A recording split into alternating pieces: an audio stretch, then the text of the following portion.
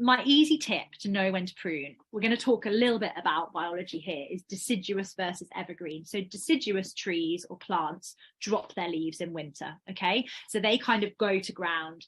They pull back all their nutrients down into their roots and they hibernate effectively. So that means all the leaves have got to go. So generally the rule is with deciduous plants, you prune in the dormant period, which generally or historically was November through to February, so winter time.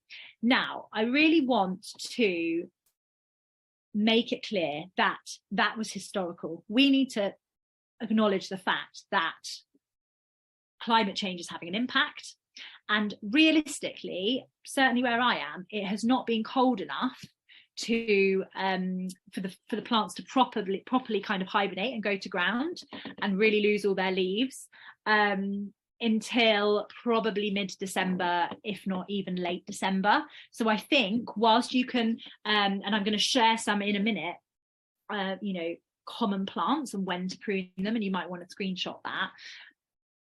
Be aware, and this is why it's so important to be in your garden regularly and to take a notice of the temperatures.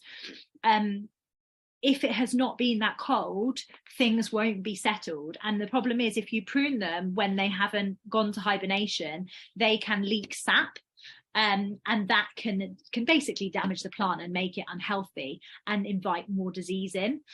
What you want to happen when you prune is that you prune and the plant, like you do when you get a scab, it heals that cut, okay? So that doesn't then allow any disease in. So if we apply that, generally I would say I don't really tend to prune anything before Christmas, mainly because Christmas time and December is round anyway, but also January tends to be a bit quieter socially. I tend to kind of focus my pruning efforts January, February time, hence why we're doing this now. Evergreen wise, evergreens actually, for two reasons, you cut outside of that window. One, you can prune them whenever in reality, but generally we wait until after the frosts have happened, because what can happen is if you prune, it will stimulate new growth, and that new growth is tender, okay? And if then there's a really hard frost, it will damage that new growth. So we tend to wait for evergreens to prune them until kind of April, May time. Something else we also need to consider is wildlife. So generally birds are making nests in between any time from kind of February, March through till October, which I know seems like a really long time. That doesn't mean you can't prune. What it means is you need to be aware, you need to use your senses, you need to look for those animals or generally birds nesting in the trees before you cut.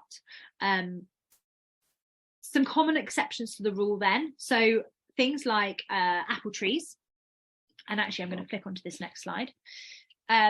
I'm calling them here standard trained fruit trees. And by that, I mean just like your normal tree shape, right? That you kind of just let do its own thing and then you prune it once a year. Generally would prune those in winter time. But if you have trained your fruit tree to be up against a wall, you can create like fans with them, then you would actually prune them in August to make sure they don't get too overgrown. So if you want to screenshot this, feel free.